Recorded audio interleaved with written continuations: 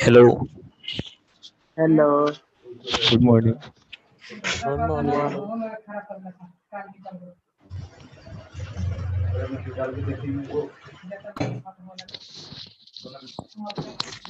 भाई कल की तरह फिर मत चालू हो जाना। कहाँ से हो भाई? हेलो, हाँ हेलो। कहाँ से हो भाई? भाई यूपी से है। यूपी से? हाँ तुम कहाँ से हम हो? भी यूपी से हैं। बिहार से। कौन यूपी से है? हम कहाँ से? यूपी में कहाँ? जौनपुर। अच्छा हम बहराइच से। राइट कॉर्नर में नीचे स्लाइड शो का एक ऑप्शन आता है, तब क्लिक करेंगे स्लाइड शो पे चला जाएगा। चाहे भी रहेगा। कल की तरफ फिर आज मैसेज कहाँ हो जाना? राइट कॉर्नर में नीचे स्लाइड शो का एक ऑप्शन आता है, तब क्लिक करेंगे स्लाइड शो पे चला जाएगा। चाहे भी माइक ऑन करना है या नहीं, चाहे तो भी ऑन कर सकते हैं, चाहे तो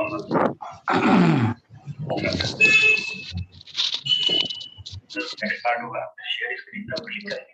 ये जो शेयर स्क्रीन लिखा हुआ है तो क्लिक करने के बाद ये पावर पॉइंट स्लाइड शो यहाँ पर लिखा हुआ है, स्लाइड में बड़ा नहीं करेंगे और यहाँ पर शेयर कर देंगे। हमें व्हाइट बोर्ड है तो व्हाइट बोर्ड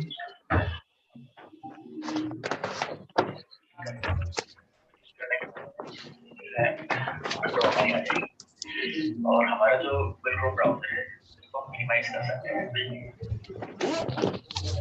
जैसे हम इसके ऊपर हमारा कर्सर लेके जाएंगे तो ऑप्शन ऊपर ओपन हो जाएंगे। यहाँ से हम सबसे पहले डिसेबल नोटिफिकेशन और डिसेबल कर देंगे। इससे क्या होगा, जो बच्चे हैं वो हमारी जो स्लाइड है उसमें कुछ और राइटिंग नहीं कर पाएंगे। और यहाँ हमारा कर्सर लेके जाएंगे तो ऑप्शंस ऊपर ओपन हो जाएंगे। यहाँ से हम सबसे पहले disable notation for others disable कर देंगे। इससे क्या होगा, जो बच्चे हैं वो हमारी जो स्लाइड है उसमें कुछ और राइटिंग नहीं कर पाएंगे। और यहाँ से हम चेक जो फर्स्ट ऑप्शन है उसको ओपन करेंगे, चेक बॉक्स हमारा ओपन हो जाएगा। जैसे हमारा और हमारा जो विंडो ब्राउजर है मिनिमाइज कर सकते हैं। जैसे हम स्क्रीन के ऊपर हमारा कर्सर लेके जाएंगे तो ऑप्शंस ऊपर ओपन हो जाएंगे। यहाँ से हम सबसे पहले disable notation for others disable कर देंगे। इससे क्या होगा, जो बच्चे हैं वो हमारी जो स्लाइड है उसमें कुछ और राइटिंग नहीं कर पाएंगे। ऐसे हम चैट जो फर्स्ट ऑप्शन है उसको ओपन करेंगे, चेक बॉक्स हमारा ओपन हो जाएगा। जैसे हमारा चेक बॉक्स ओपन होगा यहाँ पर ये हॉरिजॉन्टल थ्री डॉट्स हैं, ये राइट साइड में इस पे क्लिक करेंगे, एक ऑप्शन ओपन होगा। इसको हमेशा हमें होस्ट ओनली रखना है और यहाँ से हम चैट जो फर्स्ट ऑप्शन है उसको ओपन करेंगे, ये चेक बॉक्स हमारा ओपन हो जाएगा। जैसे हमारा चेक बॉक्स ओपन होगा यहाँ पर ये हॉरिजॉन्टल थ्री डॉट्स हैं, ये राइट साइड में इस पे क्लिक करेंगे, एक ऑप्शन ओपन होगा। इसको हमेशा हमें होस्ट ओनली रखना है।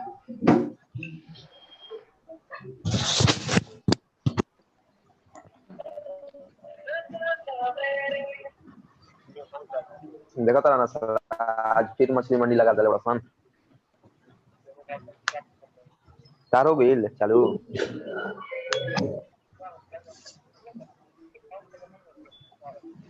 ऐसे लगा था कि टीचर के आवाज आओ तो कुछ बोलल भी जाता। देखा था हाँ ये अच्छा यहाँ पर ये चैट चालू कैसे नहीं हो रही तुम और अरे एकनी के का रहन का बटे भाई, पैसा ही खातिर देते नहीं, हमनी के ना दिक्कत होता है, ओकनी के का होता इसमें भी यहाँ पे ये जो थ्री डॉट है ना, इस पे क्लिक करेंगे, होस्ट ओनली देना चाहिए हमेशा, नहीं तो ये आपस में बात। कोई ना आज नंबर खोजिए ले बंचो। दूसरा है स्क्रीन शेयर कर दी क्या आपने? नहीं करी। अब मेंटर के कुछ मालूम चल कि ना मेंटर के हमनी के?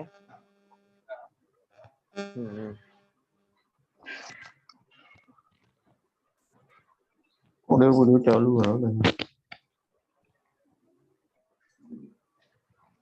आगे के तो आ गेलन, चलो ठीक बा। स्क्रीन शेयर कर सेकंड वाला ये पावर पॉइंट स्लाइड्स आप कौन सी कर रहे हो? हाँ यही वाली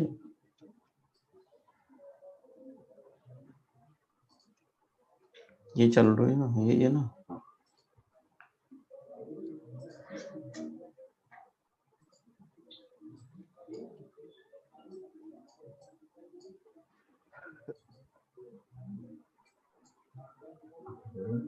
जो बैकग्राउंड से आवाज आती है इसको हमेशा ऑल म्यूट करना है ताकि बैकग्राउंड से बोलना है। उसके बाद वापस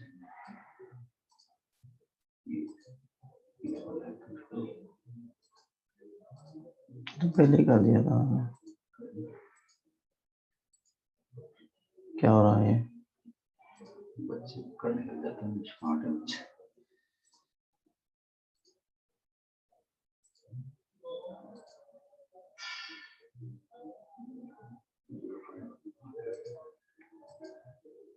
क्या हो रहा है इसमें? इसके साथ यही तो दिक्कत है। वो अपने क्लिक नहीं करते, उससे पहले तो चला जाता है।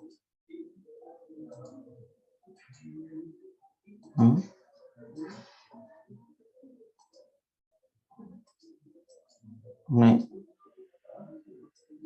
इनेबल हो गया वो तो।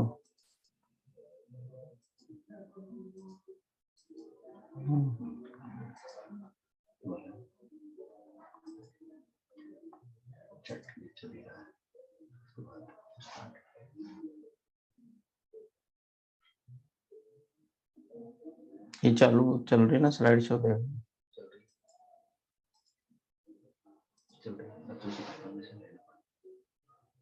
हेलो हेलो, सुनाई दे रहा है सबको? स्क्रीन दिख रही है?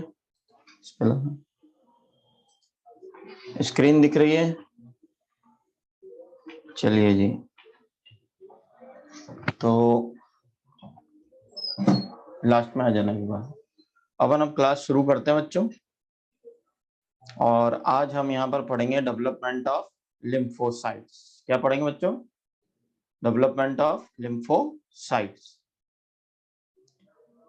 अब देखो, जो लिम्फोसाइट होते हैं हमारे, वो दो तरह के होते हैं। एक होता है बी लिम्फोसाइट और दूसरा होता है टी लिम्फोसाइट।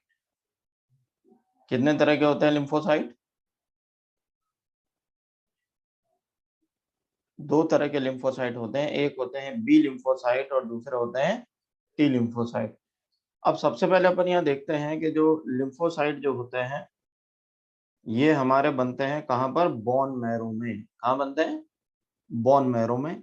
और जैसा कि यहाँ पर लिखा हुआ है रेड बोन मैरो, तो अपनी बॉडी में दो तरह की बोन मैरो होती है, एक रेड बोन मैरो और एक yellow bone marrow. Class 11th का कुछ याद है या नहीं? क्लास 11th में आपने पढ़ा होगा ना कि दो तरह की बोन मैरो होती है, एक रेड बोन मैरो और दूसरी येलो बोन मैरो। अब यहाँ इंपॉर्टेंट टिक करिए कि रेड बोन मैरो जो होती है वो क्या होती है? Main lymphoid organ. इंपॉर्टेंट क्या टिक करना है कि रेड बोन मैरो क्या है? It is main lymphoid organ है। और आपको याद होगा कि जो येलो बोन मैरो है ये फैट स्टोरेज का काम करती है। येलो बोन मैरो क्या है? फैट स्टोरेज का काम करती है। अब डाउट आपको आ रहा होगा कि सर ये लिम्फॉइड ऑर्गन क्या होते हैं? लिम्फॉइड ऑर्गन का मतलब क्या होता है? तो ऐसे ऑर्गन्स जहां पर लिम्फोसाइट का प्रोडक्शन होता है, मैचुरेशन होता है या स्टोरेज होता है। क्या क्या बोला मैंने?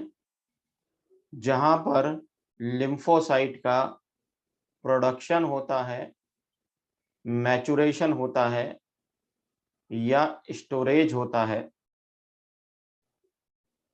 ये सभी ऑर्गन जहां पर लिम्फोसाइट का प्रोडक्शन, मैचुरेशन, स्टोरेज होता है, उनका नंबर वो बढ़ाते हैं, वो सारे ऑर्गन्स क्या होते हैं? उनको अपन बोलते हैं लिम्फॉइड ऑर्गन। क्या बोला जाता है? लिम्फॉइड ऑर्गन बोला जाता है। अब जैसे सबसे पहले अपन बात करें कि रेड बोन मैरो, किसकी बात कर रहे हैं अपन? रेड बोन मैरो की बात कर रहे हैं।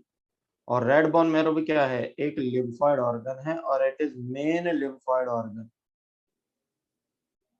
Red bone marrow is main lymphoid organ और इसको अपने को इंपॉर्टेंट भी मार्क करना है। It is main lymphoid organ, red bone marrow. ठीक है, अपन देखते हैं आगे कि यहाँ पर कुछ सेल्स होती हैं जिनको अपन बोलते हैं lymphocyte precursor cell. Lymphocyte precursor cell. अब देखो, लिम्फोसाइट बनाने वाली सेल्स, लिम्फोसाइट बनाने वाली जो सेल्स होते हैं इनको अपन बोलते हैं लिम्फोसाइट प्रीकर्सर सेल। मतलब ऐसी सेल जो आगे जाके क्या बनाएगी? लिम्फोसाइट बनाएगी। ऐसी सेल जो आगे जाके लिम्फोसाइट बनाएगी उसको अपन बोलते हैं लिम्फोसाइट प्रीकर्सर सेल। अब यहाँ पर दो तरह के लिम्फोसाइट बनेंगे इन सेल से। सबसे पहले टी लिम्फोसाइट और दूसरा बी लिम्फोसाइट। तो कितने तरह के लिम्फोसाइट्स बने यहाँ पर? बताइए चैट बॉक्स में, कितने तरह के लिम्फोसाइट बने? दो तरह के। एक कौन सा बना? टी लिम्फोसाइट या टी सेल्स। एक कौन सा है? टी लिम्फोसाइट या टी सेल, और दूसरा कौन सा है? बी लिम्फोसाइट या बी सेल्स। और ये दोनों ही कहाँ बन रहे हैं? ये दोनों बन रहे हैं रेड बोन मैरो में। अगर आपसे पूछे formation of lymphocyte takes place in, बोलो। Formation of lymphocyte takes place in, अरे रेड बोन मैरो। कहां पर होते हैं? रेड बोन मैरो में। अच्छा बताइए, what are two main types of lymphocyte? T lymphocyte and B lymphocyte. अच्छा बताओ, बी का फॉर्मेशन कहां हो रहा है? Where B lymphocyte are formed? In bone marrow. Where T lymphocyte are formed? तो देखो, बी का फॉर्मेशन भी बोन मैरो में हो रहा है और टी का फॉर्मेशन भी बोन मैरो में हो रहा है। मतलब दोनों का फॉर्मेशन कहाँ हो रहा है? बोन मैरो में। लेकिन टी सेल्स जो हैं वो मैच्योर होंगे कहां पर? थाइमस में। टी सेल्स कहां पे मैच्योर होंगे? थाइमस में। और बी सेल मैच्योर होंगे बोन मैरो में। तो बी सेल मैच्योर होंगे कहां पर? बोन मैरो में। और इसलिए अपन बोल रहे हैं कि T stand for thymus. T stand for thymus. अभी केवल सुनते हुए चलो, समझते हुए चलो, इसको एक बार और रिपीट करेंगे जब पूरा समझ में आएगा। ठीक है? अच्छा बताइए, which is our main lymphoid organ? Which is our main lymphoid organ? Bone marrow, red bone marrow. अच्छा, रेड बोन मैरो में क्या है? Lymphocyte precursor cells. Red bone marrow में क्या है? Lymphocyte precursor cell. मतलब ऐसी सेल जो लिम्फोसाइट बनाएंगी, ऐसी सेल जो लिम्फोसाइट बनाएंगी। लिम्फोसाइट डब्ल्यूबीसी का टाइप है, तो 11th में ही पढ़ लिया होगा आपने। अब देखो, अब लिम्फोसाइट जो है वो दो तरह के होंगे, एक टी लिम्फोसाइट और एक बी लिम्फोसाइट। लिम्फोसाइट कितने तरह के होंगे? एक टी लिम्फोसाइट और एक बी लिम्फोसाइट। ठीक है? अच्छा बताइए टी का फॉर्मेशन कहाँ होगा? बोन मैरो में। टी का फॉर्मेशन कहाँ होगा? बोन मैरो में। बी का फॉर्मेशन कहाँ होगा? बोन मैरो में। मतलब दोनों तरह के जो लिम्फोसाइट होंगे वो कहाँ बनेंगे? बोन मैरो में। कहाँ पर बनेंगे? बोन मैरो में। तो यहाँ पर अपन देख रहे हैं कि जो टी और बी लिम्फोसाइट है वो कहाँ पर बन रहे हैं? बोन मैरो में बन रहे हैं। टी और बी लिम्फोसाइट कहाँ बन रहे हैं? बोन मैरो में बन रहे हैं। अच्छा बताइए टी लिम्फोसाइट जो है, टी लिम्फोसाइट जो है उनका मैचुरेशन कहाँ हो रहा है? टी लिम्फोसाइट का मैचुरेशन कहाँ हो रहा है?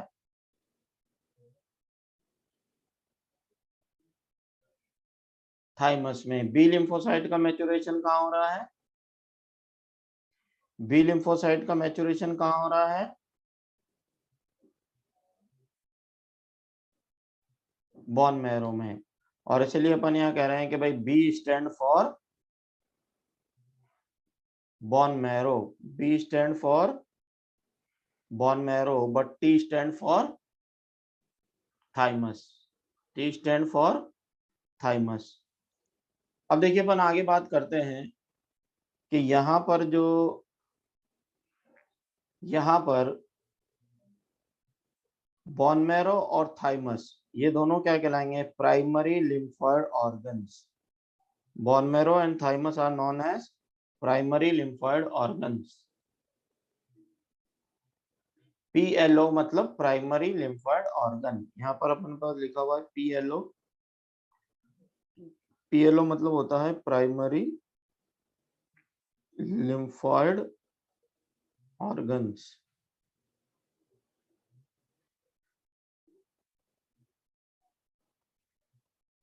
तो देखिए प्राइमरी लिम्फोइड ऑर्गन्स में क्या हो रहा है? एक तो फॉर्मेशन हो रहा है, यहाँ पर क्या हो रहा है? फॉर्मेशन हो रहा है। दूसरा यहाँ पर क्या हो रहा है? मैचुरेशन हो रहा है।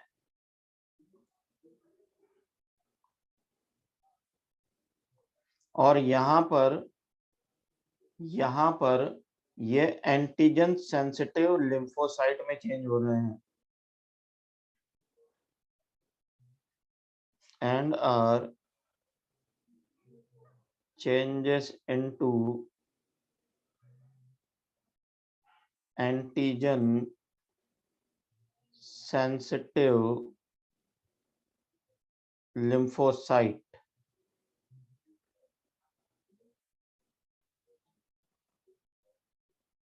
अब देखो बोन मैरो और थाइमस यानी कि ये और ये दोनों प्राइमरी लिम्फोइड ऑर्गन है। दोनों लिम्फोसाइट का फॉर्मेशन बोन मैरो में होगा, दोनों लिम्फोसाइट का फॉर्मेशन बोन मैरो में होगा, दोनों लिम्फोसाइट का मैचुरेशन भी किस में होगा? बोन मैरो में होगा। और सॉरी, बी का मैचुरेशन बोन मैरो में होगा, टी का मैचुरेशन थाइमस में होगा। ठीक है, यहाँ तक क्लियर है? अब देखो बोन मैरो और थाइमस ये दोनों प्राइमरी लिम्फोइड ऑर्गन्स हैं। बोन मैरो और thymus are known as primary lymphoid organs. ठीक है, अब प्राइमरी लिम्फोइड ऑर्गन मतलब ऐसे ऑर्गन्स जहां पर फॉर्मेशन हो रहा है, मैचुरेशन हो रहा है और इनको एंटीजन सेंसिटिव लिम्फोसाइट बनाया जा रहा है। एंटीजन सेंसिटिव लिम्फोसाइट मतलब, एंटीजन सेंसिटिव लिम्फोसाइट मतलब एंटीजन की पहचान करना सिखाया जा रहा है, इनको एंटीजन को रिकॉग्नाइज करना सिखाया जाता है। और इसलिए अपन कह रहे हैं कि ऐसे ऑर्गन्स जहां पर लिम्फोसाइट का फॉर्मेशन होता है, मैचुरेशन होता है और उनकी एंटीजन सेंसिटिविटी डेवलप होती है, ये सारे ऑर्गन क्या होते हैं? ये सारे ऑर्गन क्या होते हैं? Primary lymphoid organ. ठीक है, अब देखो यहाँ पर जो इमेच्योर लिम्फोसाइट है, यहाँ लिखा हुआ है their immature lymphocyte are converted into mature lymphocyte. अब एक बार ये मैच्योर हो गए, एंटीजन सेंसिटिव हो गए, उसके बाद इनको भेज दिया जाएगा सेकेंडरी लिम्फोइड ऑर्गन में, यहाँ पर ये स्टोर हो जाएंगे।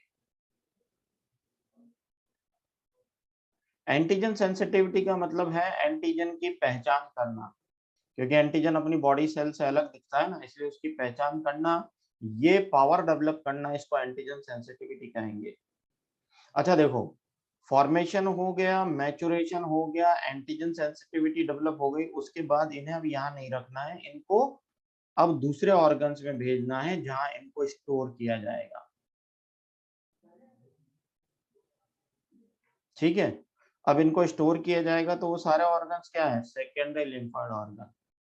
सेकेंडरी लिम्फोइड ऑर्गन क्या कहलाएंगे, ऐसे ऑर्गन जहां लिम्फोसाइट मैचुरेशन के बाद स्टोर होते हैं। ऐसे लिम्फोसाइट जहां ये सब मैचुरेशन के बाद स्टोर होते हैं। और अच्छा बताइए, जहां ये स्टोर हो रहे हैं तो वहां से एंटीजन के साथ इनकी लड़ाई भी होगी या नहीं? अरे जहां ये स्टोर होते हैं वहां पर एंटीजन के साथ इनका रिएक्शन होगा या नहीं? अरे होगा, और होगा तो ये यहाँ पर कन्वर्ट हो जाएंगे किसके अंदर, इफेक्टर सेल्स में कन्वर्ट हो जाएंगे। कहाँ पर, किस में कन्वर्ट हो जाएंगे ये कन्वर्ट हो जाएंगे इफेक्टर सेल्स में। किस में कन्वर्ट हो जाएंगे ये, इफेक्टर सेल्स में कन्वर्ट हो जाएंगे। ठीक है, अब देखो यहां पर देखो, इफेक्टर सेल्स में कन्वर्ट हो गए। अब सेकेंडरी लिम्फोइड ऑर्गन कौन कौन से हैं? सेकेंडरी लिम्फोइड ऑर्गन कौन कौन से हैं? सबसे पहला है स्प्लीन, फिर टॉन्सिल, फिर लिम्फ नोड, फिर पेयर्स पैचेस, फिर स्मॉल इंटेस्टाइन।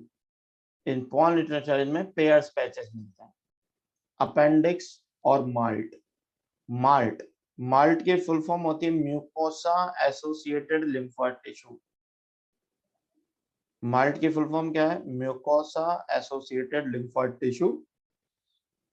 और ये हमारे टोटल लिम्फोइड टिश्यू का 50% पार्ट बनाते हैं। टोटल लिम्फोइड टिश्यू का कितना पार्ट बनाते हैं, 50% पार्ट बनाते हैं। और इसको अपन बोल रहे हैं माल्ट।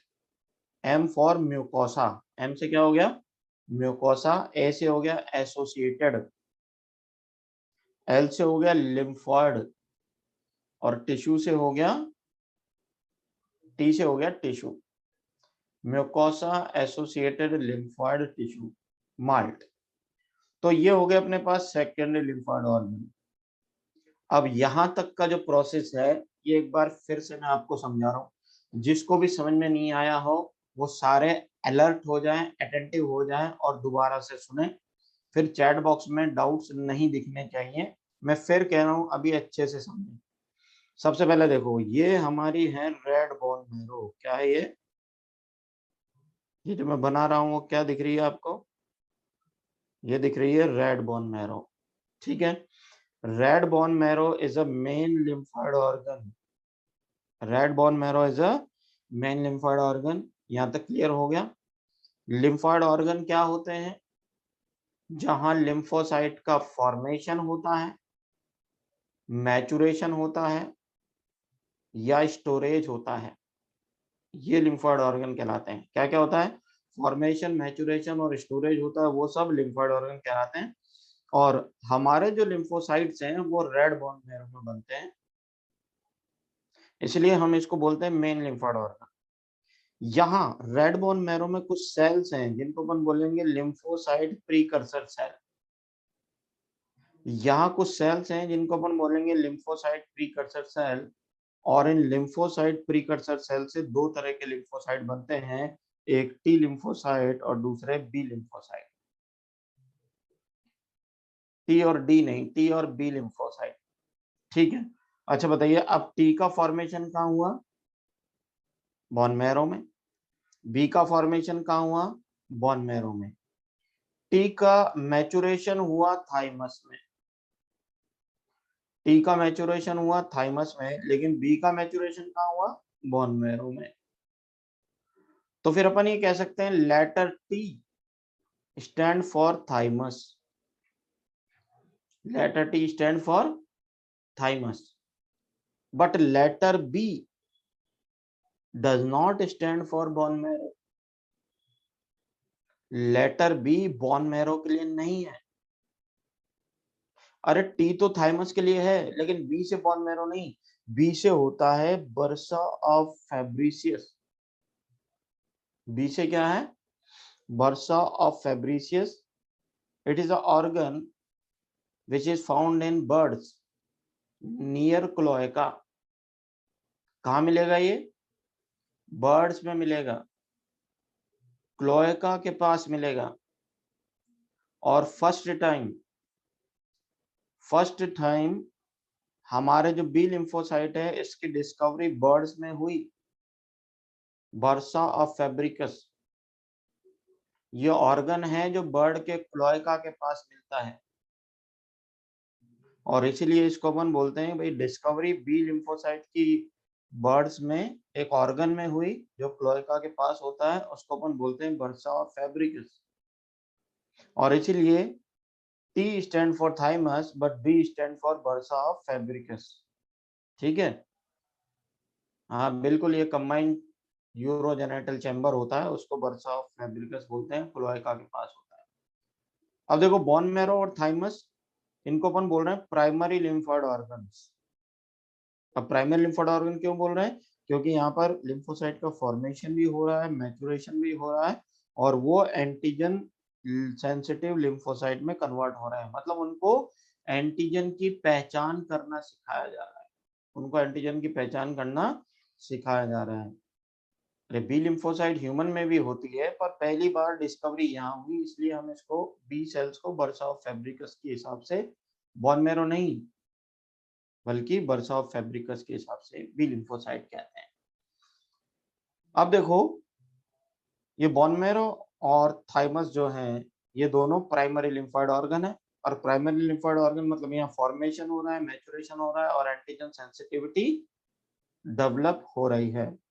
मैचुरेशन के बाद टी सेल और बी सेल, देखो यहाँ लिखा हुआ है after maturation T cell and B cell migrate from PLO to SLO।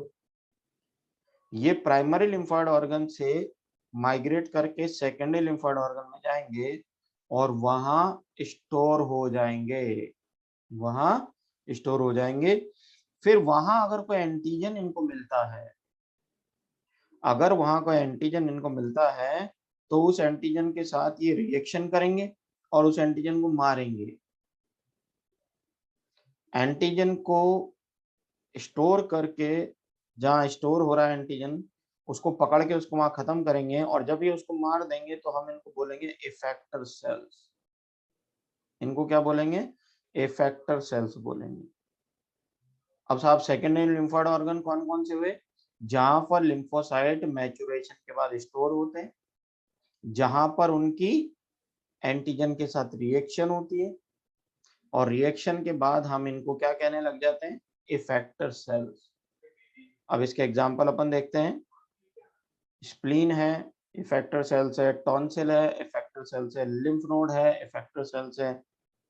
Pairs patches, इसको अपन बोलते हैं lymph node of small intestine. Lymph node और स्मॉल इंटेस्टाइन। फिर अपेंडिक्स है, फिर माल्ट है, और माल्ट लिम्फा टिश्यू का कितना पार्ट बनाता है? 50% पार्ट।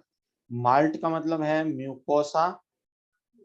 जिसको माल्ट की फुल फॉर्म चाहिए वो लिख लीजिए, M फॉर म्यूकोसा, A से एसोसिएटेड, फिर लिम्फॉइड, फिर tissue. Mucosa, associated, lymphoid, tissue. तो ये हो गए अपने पास secondary lymphoid organs.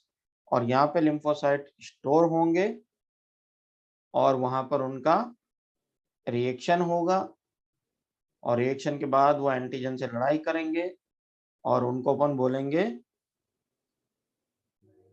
Effector cells. अब एक बच्चे ने पूछा, सर ये जो अपेंडिक्स होता है ये तो वेस्टिजियल ऑर्गन है ना? तो जब आप ऑरिजिन एंड इवोल्यूशन पढ़ोगे तो उसके अंदर वेस्टिजियल ऑर्गन्स की डेफिनेशन आपको बताई जाएंगी, और वहां पर हम ये कहते हैं कि ऐसे ऑर्गन जो अपना प्राइमरी फंक्शन छोड़ के कुछ और कर रहे हैं, ऐसे ऑर्गन जो अपना प्राइमरी फंक्शन छोड़ के कुछ और कर रहे हैं, उनको अपन क्या बोल रहे हैं? Secondary lymphoid organ. क्या बोल रहे हैं? Secondary lymphoid organ. अब देखिए जैसे अपेंडिक्स है, उसका मेन फंक्शन तो है सेलुलर डाइजेशन, लेकिन वो सेलुलर डाइजेशन नहीं करके लिम्फोसाइट स्टोर कर रहा है, और इसलिए भी अपन इसको क्या कह रहे हैं?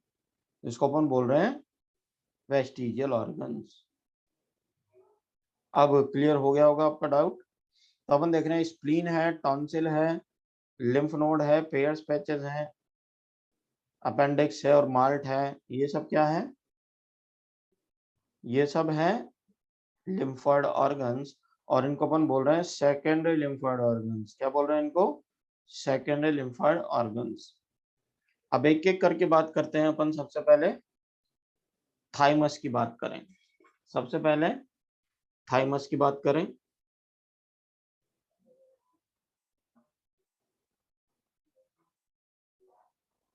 तो थाइमस जो है ये कहाँ लोकेशन होती है? इसकी लोकेशन कहाँ होती है थाइमस की? थाइमस कहाँ होता है ये?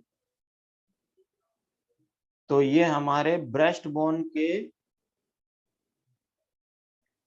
नीचे और हार्ट के पास होता है। तो अपन यहाँ पे लिखते हैं beneath breast bone near heart. और ये एक लॉब्ड ऑर्गन होता है।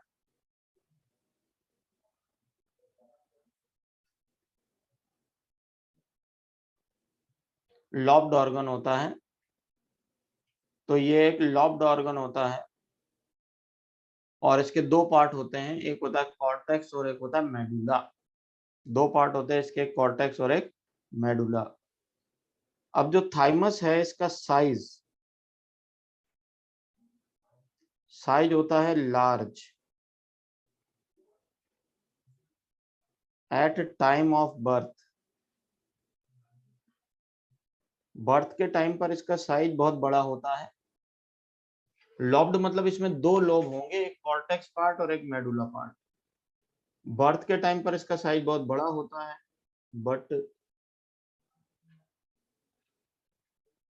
Reduces with age.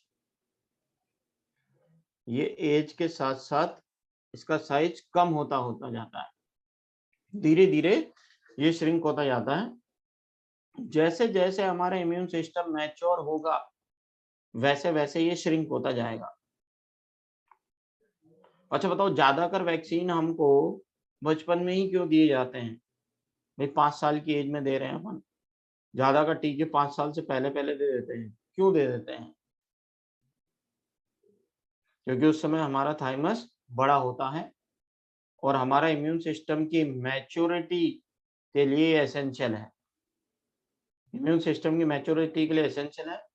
जैसे जैसे हमारा इम्यून सिस्टम मैच्योर होगा वैसे वैसे थाइमस का साइज छोटा होता जाएगा और फिर up to puberty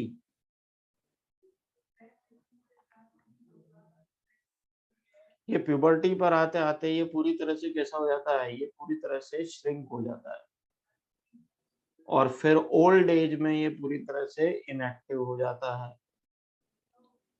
old age में ये पूरी तरह से क्या हो जाता है? इनएक्टिव हो जाता है।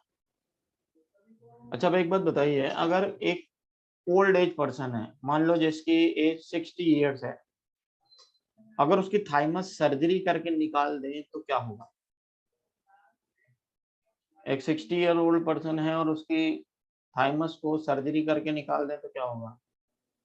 कुछ भी नहीं होगा, क्योंकि ये तो इनएक्टिव है ना। अच्छा एक बात बताइए, अगर एक न्यू बॉर्न बेबी है और उसकी थाइमस हटा दें तो? एक न्यू बॉर्न बेबी की थाइमस हटा दें तो अरे उसका इम्यून सिस्टम मैच्योर नहीं होगा और वो इन्फेक्शन से परेशान होकर के लास्ट में मर जाएगा। और इसीलिए अपन कह रहे हैं कि जो जो छोटे बच्चे होते हैं उनके अंदर इम्यून सिस्टम डेवलप हो रहा होता है तो उसकी इम्यूनिटी वीक होगी। जब 18 इयर्स के आसपास हो जाएंगे तो इम्यूनिटी स्ट्रांग होगी और जब 60 इयर्स के ऊपर हो जाएंगे तो फिर इम्यूनिटी बहुत ज्यादा वीक हो जाती है, क्योंकि थाइमस रिड्यूस हो जाता है। अब अगर ओल्ड एज में भी थाइमस एक्टिव रहा, ओल्ड एज में भी अगर थाइमस एक्टिव रहा तो फिर उससे ऑटो इम्यूनिटी के चांसेस होंगे। उससे किसके चांसेस होंगे? ऑटो इम्यून डिसऑर्डर के चांसेस होंगे। तो अपन कह रहे हैं भाई जो एक 18 ईयर्स या 19 ईयर्स का जो पर्सन है उसकी इम्यूनिटी बहुत स्ट्रांग होगी, और इसलिए आपने देखा होगा कि अभी तक 18 साल वाले लोगों के लिए वैक्सीन नहीं लगा रही है गवर्नमेंट कोरोना के। अरे उनकी इम्यूनिटी वैसे ही स्ट्रांग है, तो अभी तो क्या है ओल्ड एज वालों के लगाया जा रहा है। तो थाइमस जो है वो ओल्ड एज में इनएक्टिव हो जाता है, या उसका डीजनरेशन मान लो बिल्कुल छोटा सा रह जाता है, रिड्यूस हो जाता है। ऑटो इम्यूनिटी का मतलब होता है कि जिसके अंदर अपना इम्यून सिस्टम अपने ही सेल्स के ऊपर अपने ही ऑर्गन्स पे अटैक करने लग जाता है। आगे पढ़ेंगे अपन इसको। तो ये अपने पास हो गया जी थाइमस। क्या हो गया अपने पास? थाइमस। अब देखो थाइमस के बाद अपन बात करते हैं सेकेंडरी लिम्फोइड ऑर्गन में, जैसे स्प्लीन। सेकेंडरी लिम्फोइड ऑर्गन में अपन स्प्लीन की बात करें तो स्प्लीन कैसा होता है? ये लार्ज स्किन होता है, लार्ज बीन शेप ऑर्गन। किसके जैसा होता है ये? लार्ज बीन शेप्ड ऑर्गन होता है। और यहाँ पर होते हैं तीन चीजें, यहाँ पर तीन चीजें होती है। सबसे पहले होती है एरिथ्रोसाइट,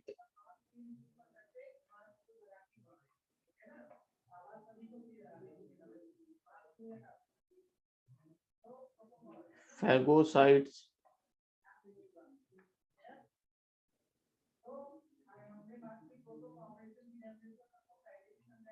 और लिम्फोसाइट्स।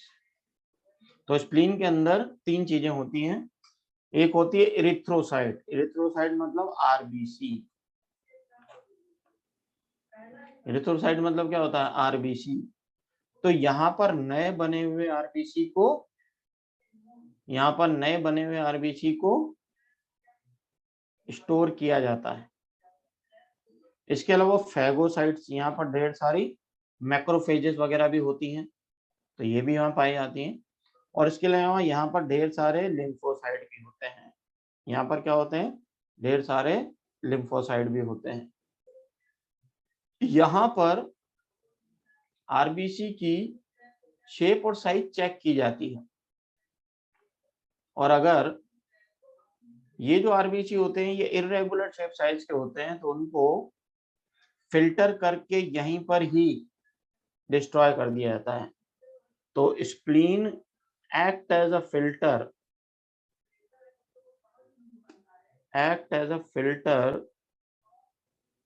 For microbes. ये माइक्रोब्स के लिए एक फिल्टर का काम करती है, और जितने भी माइक्रोब्स हैं उनको फिल्टर करके खत्म कर देती है। आरबीसी वगैरह जो होते हैं उन सबको भी, जो रेगुलर होंगे उनको भी यहीं खत्म करेगी, और ढेर सारे लिम्फोसाइट वगैरह भी यहीं पर होंगे। इसके अलावा अपन बात करते हैं लिम्फ नोड की। तो यहाँ पर अपन बात कर रहे हैं लिम्फ नोड की, और जो लिम्फ नोड होते हैं वो स्मॉल और सॉलिड स्ट्रक्चर होती है।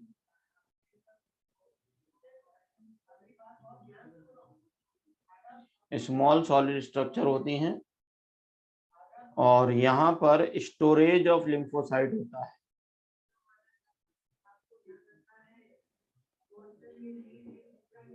स्टोरेज ऑफ लिम्फोसाइट यहाँ पर होता है। अब जैसे मान लो कि अपन ने देखा होगा कि पुलिस का एग्जांपल लेते हैं। जैसे पुलिस वालों की जो है वो भर्ती एक अलग जगह पर होती है, उनकी ट्रेनिंग एक अलग जगह पर होती है, लेकिन बाद में पोस्टिंग इनको लोकल पुलिस स्टेशन में मिल जाती है। अच्छा एक बात ये कि अगर कोटा के अंदर अगर कोई दंगे फसाद हो जाते हैं तो क्या दिल्ली पुलिस आकर के उसको कंट्रोल करेगी, या कोटा में जो लोकल पुलिस है वो काम करेगी, या दिल्ली से बुलानी पड़ेगी? अरे लोकल पुलिस काम करेगी ना। ऐसे अपन ने देखा कि अगर आपके किसी ऑर्गन में इन्फेक्शन हुआ है, अगर किसी ऑर्गन में इन्फेक्शन हुआ है तो फास्ट रेस्पॉन्स कब आएगा? जब बोन मैरो से लिम्फोसाइट बनकर आए, या फिर लिम्फ नोड में स्टोर लिम्फोसाइट ही झट से वहां पहुंच जाए। बताइए। लिम्फ नोड वाले लिम्फोसाइट जो हैं वो फटाक से साइट ऑफ इन्फेक्शन पे पहुंच जाते हैं, क्योंकि लिम्फ नोड तो हमारी पूरी बॉडी में है। लिम्फ नोड हमारी पूरी बॉडी में लिम्फेटिक वेसल्स के पास पास में लगे हुए हैं, इसलिए जिस भी जगह से पैथोजन एंट्री होती है उसी जगह का लिम्फो नोड एक्टिव हो जाता है और वहां से लिम्फोसाइट रिलीज कर दिए जाते हैं। तो अपनी पूरी बॉडी में लिम्फ नोड का क्या है, एक नेटवर्क है, और वहां पर ये सभी स्टोर होकर के रहते हैं ताकि वहां से क्या है, फास्ट एक्शन हो जाए। और सबसे नजदीक का लिम्फ नोड एक्टिव होगा और वो झट से लिम्फोसाइट रिलीज करेगा और फिर बहुत ही जल्दी उस पैथोजन को पकड़ के और खत्म कर दिया जाएगा। और जो अपन कह रहे हैं टॉन्सिल जो होते हैं, ये अपने थ्रॉट में भी होते हैं। इसके अलावा पीछे की तरफ पूरी एक रिंग होती है इनकी, जिसको वाल्डेयर रिंग भी कहते हैं, आपको पता होगा। तो लिम्फ नोड तो पूरी बॉडी में प्रेजेंट होते हैं। इसके अलावा टॉन्सिल भी होते हैं अपने गले और उसके आसपास के रीजन में, और भी जगह पर ये टॉन्सिल प्रेजेंट होते हैं। पीछे की तरफ इनकी पूरी रिंग होती है टॉन्सिल्स की, जिसको अपन क्या बोलते हैं, वाल्डेयर रिंग बोलते हैं। और अगर इंटेस्टाइनल लिम्फ नोड होते हैं तो इनको पेयर्स पैचेस बोलते हैं।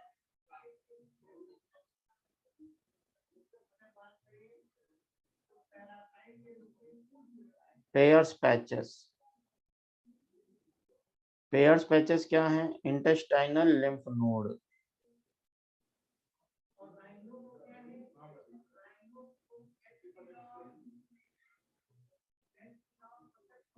इंटेस्टाइनल लिम्फ नोड अगर होते हैं तो इनको पेयर्स पैचेस कहते हैं। और इसके अलावा अपन ने म्यूकोसा एसोसिएटेड लिम्फॉइड टिश्यू भी पढ़ा है, माल्ट। माल्ट की फुल फॉर्म क्या लिखेंगे अपन, mucosa associated lymphoid tissue. Mucosa associated lymphoid tissue यानी कि माल्ट भी इसको कहते हैं। और माल्ट कितने परसेंट पार्ट बनाता है, 50% part of our total lymphoid tissue. तो ये अपने पास हो गए साहब लिम्फॉइड ऑर्गन। क्या कहते हैं इसको अपन, इनको अपन बोलते हैं लिम्फॉइड ऑर्गन। अब इसके बाद अपन आगे बात करते हैं, यहाँ पर एक्टिव इम्यूनिटी की बात करते हैं। किसकी बात करते हैं, एक्टिव इम्यूनिटी की बात करते हैं।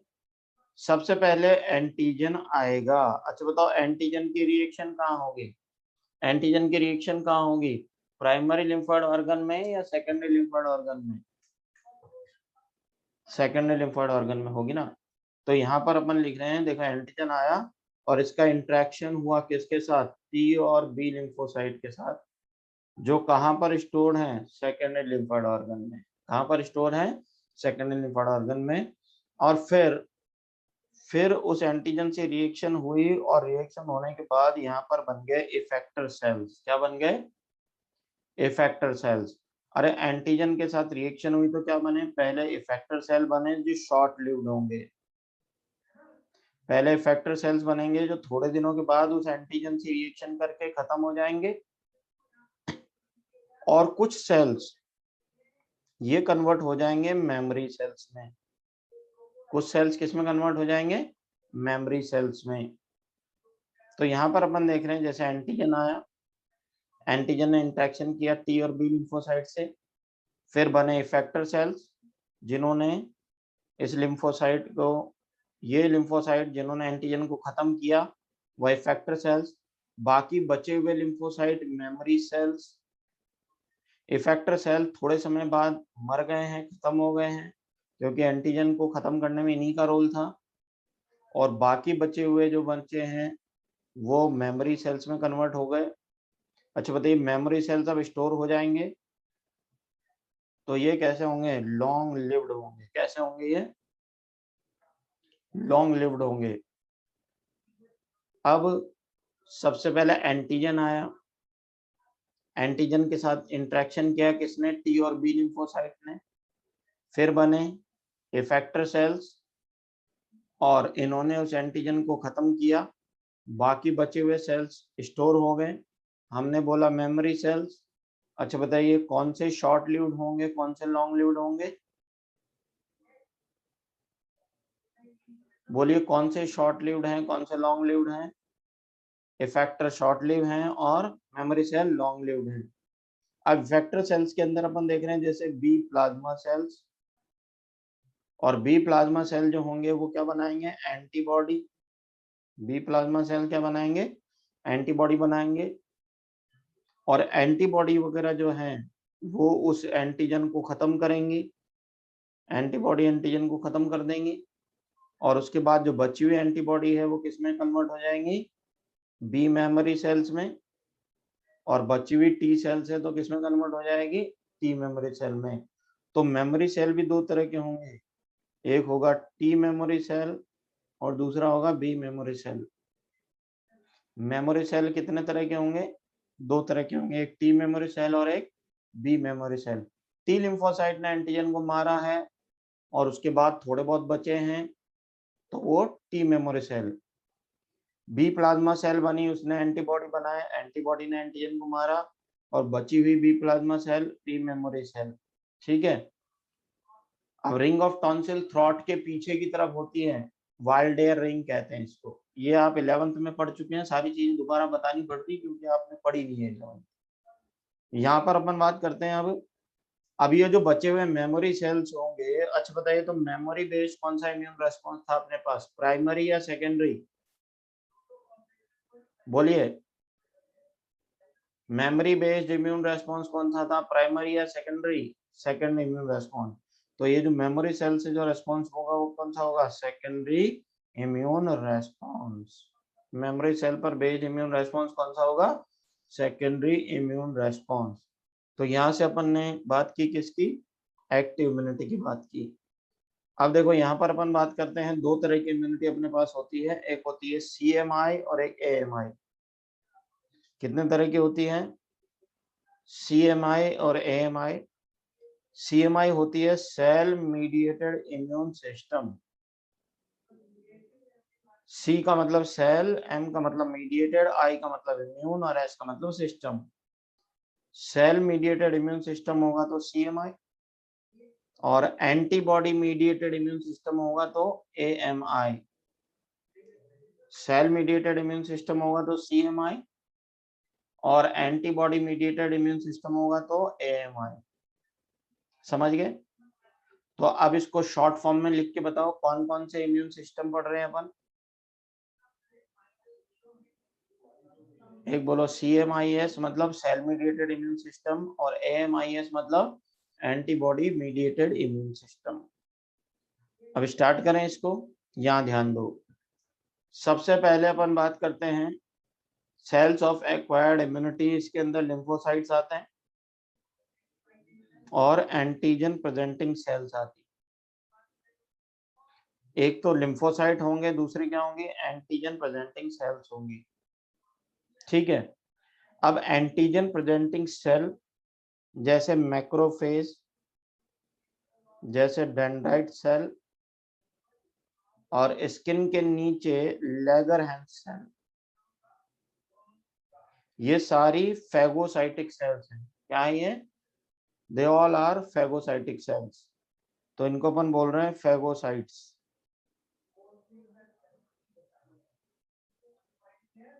ये सभी फैगोसाइट्स हैं। मैक्रोफेज पहले पढ़ी है ना, डेंड्राइटिक सेल है, और स्किन के नीचे लैगरहैंस सेल भी इसी को बोलते हैं, डेंड्राइटिक सेल को। और ये क्या है? फैगोसाइटिक सेल्स हैं, मतलब फैगोसाइटोसिस करती है, खा जाने वाली सेल्स हैं। अब जिस एंटीजन को इन्होंने पकड़ के खाया है उसका एक छोटा सा पार्ट अपने सरफेस पर लगाती है, इसलिए अपन इनको क्या बोलते हैं? Antigen presenting cell. क्या बोला जाता है? एंटीजन प्रेजेंटिंग सेल या APC। पैनक्रियास की लैगरहैंस अलग है, ये लैगरहैंस अलग है, दोनों अलग हैं। ये स्किन की सेल्स हैं, पैनक्रियास वाली नहीं। अब यहाँ पर अपन देख रहे हैं कि एंटीजन प्रेजेंटिंग सेल। अच्छा बताइए, मैक्रोफेज, डेंड्राइट सेल वगैरह जो हैं, ये एंटीजन प्रेजेंटिंग सेल क्यों है?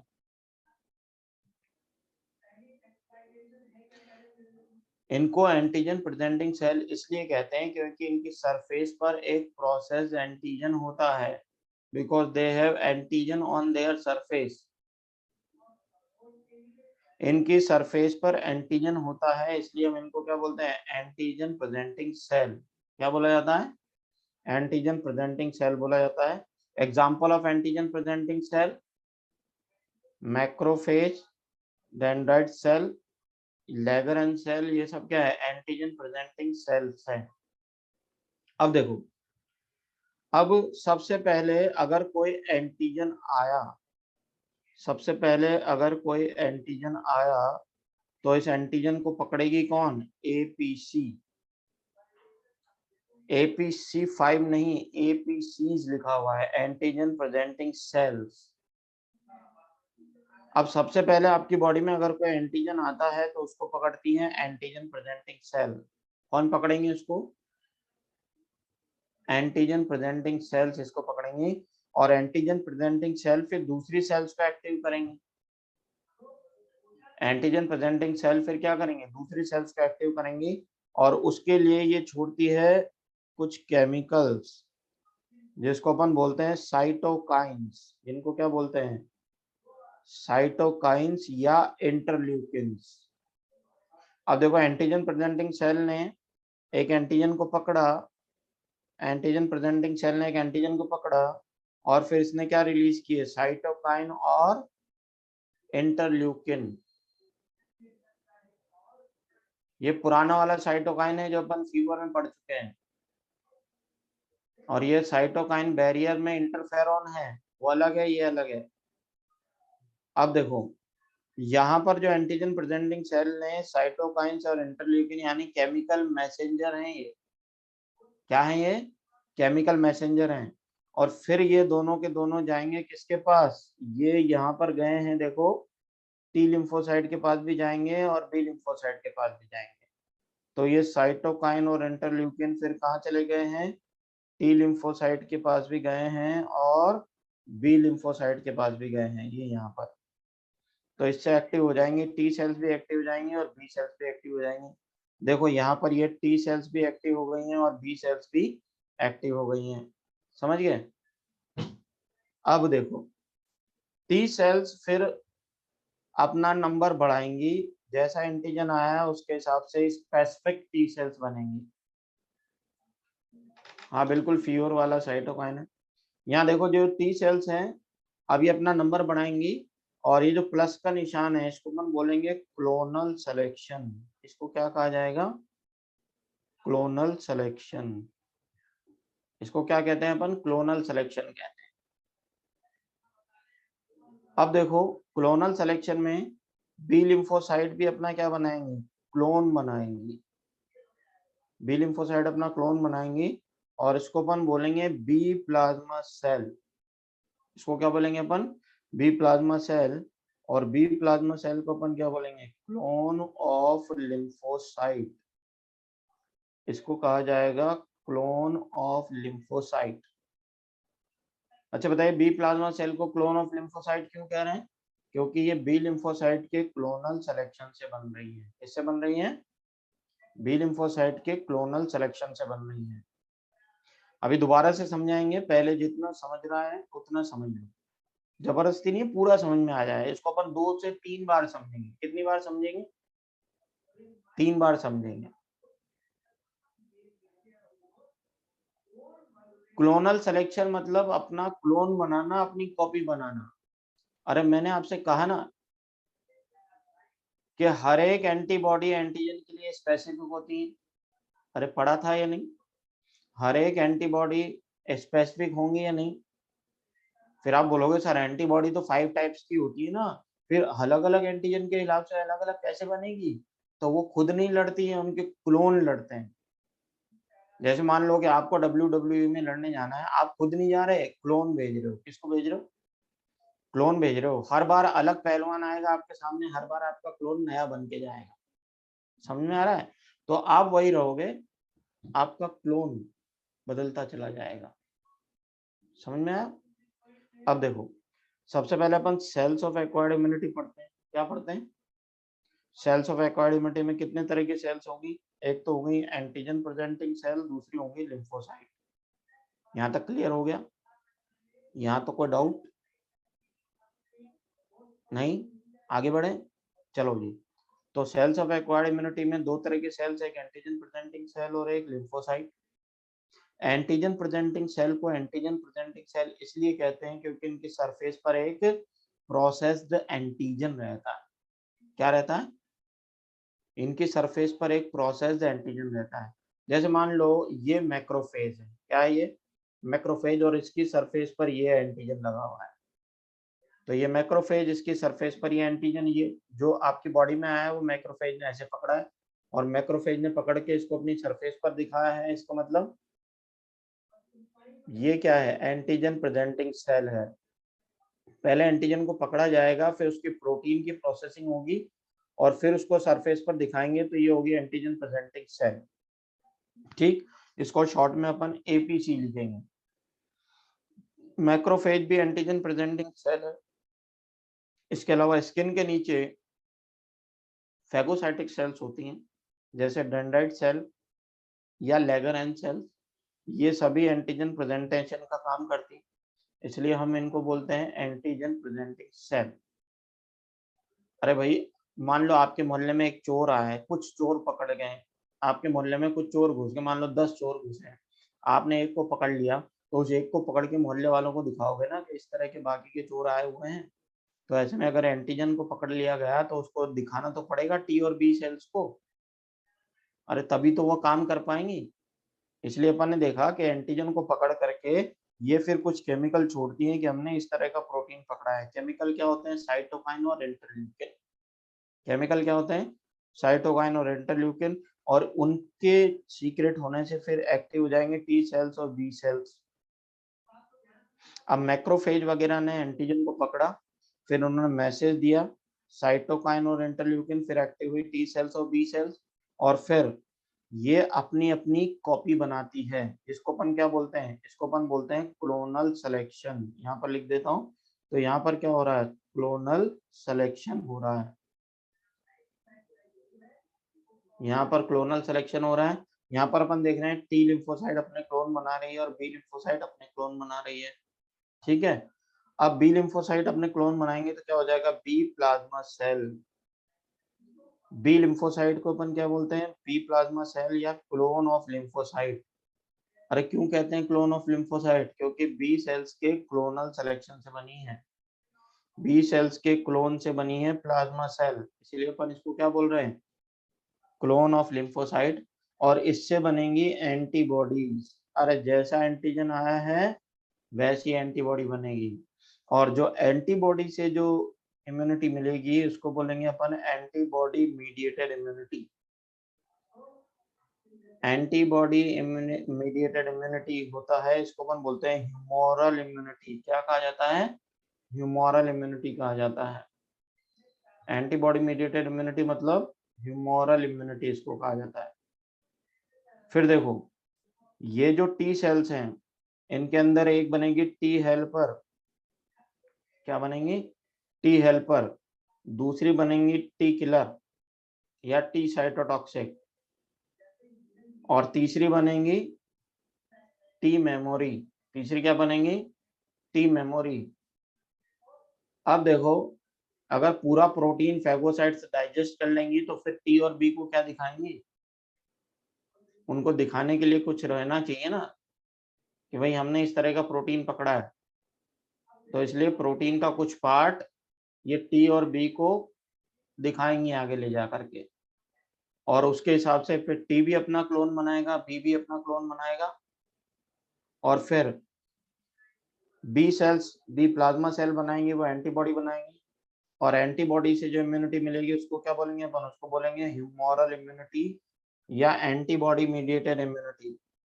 और फिर यहाँ पर देखो टी हेल्पर सेल्स आई, टी हेल्पर सेल्स ने फिर टी किलर सेल्स बनवाई। टी किलर सेल ने डायरेक्ट एंटीजन की किलिंग करना शुरू कर दिया, और फिर जब एंटीजन मर गया तो बची हुई सेल्स किस में बदल गई? T memory. बची हुई सेल्स किस में बदल गई? T memory. और इनसे टी लिम्फोसाइट से जो आपको इम्यूनिटी मिली उसको क्या बोलेंगे? Cell mediated immunity. इनको क्या बोलेंगे? सेल मीडिएटेड इम्यूनिटी या CMIS। क्या कहा जाएगा इसको? सेल मीडिएटेड इम्यूनिटी या CMIS, और एंटीबॉडी मीडिएटेड इम्यूनिटी मतलब AMIS। अब टी सप्रेसर को ही टी रिप्रेसर भी कहते हैं। टी सप्रेसर को क्या कहते हैं? टी रिप्रेसर कहते हैं। अब देखो, टी किलर सेल जो है वो लिम्फोकाइंस और इंटरल्यूकिन्स वगैरह छोड़ेंगे और इनसे एंटीजन को डिस्ट्रॉय करने में हेल्प मिलेंगी। तो ये भी केमिकल्स हैं जो WBC रिलीज कर रही हैं। टी किलर को टी साइटोटॉक्सिक भी कहते हैं। इसको क्या बोलते हैं? टी साइटोटॉक्सिक भी इसको कहा जाता है।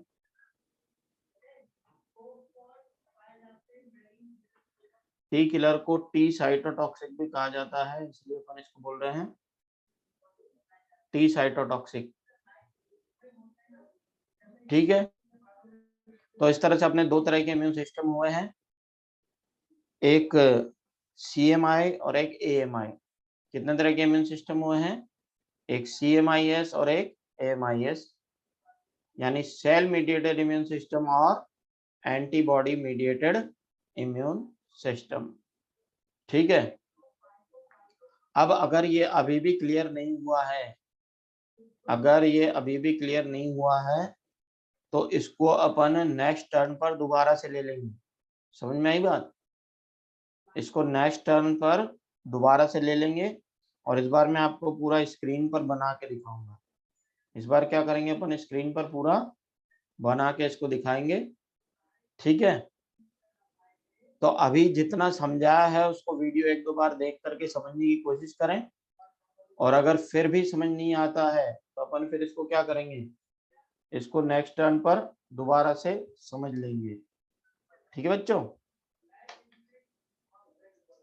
और टेस्ट का सिलेबस वगैरह जो है वो मैं पता करके बताऊंगा अभी आपको, और टेस्ट की डेट भी उसी समय बताई जाएगी।